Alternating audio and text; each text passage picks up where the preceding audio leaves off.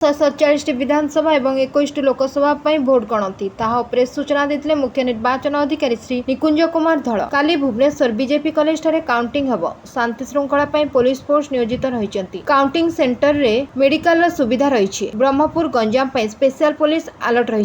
70टी police company रहिबा सह पारा police सामिल अच्छी।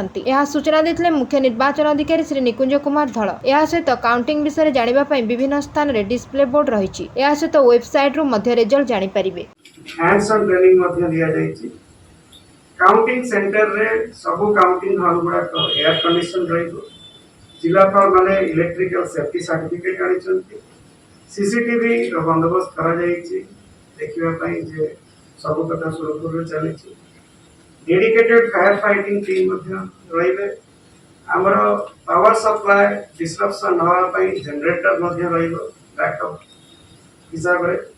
ता सहित प्रत्येक काउंटिंग सेंटर रे एक्चुअली काउंटिंग रिजल्ट जो आपण माने देखिबे मु भी देखिबी आमे गोटे सिस्टम रो देखिबु सेटा होची इनपुट एवं आपण माने देखिबे results.tci.gov.in माने जेते बेले आरो माने ताको एंटर करिवे एरो माने एंटर करिवे इनपुट रे आपण माने ताको देखिबे results.tci.gov.in सेति पई dedicated data lease line internet lease line प्रत्येक काउंटिंग सेंटर को लिया जायछि।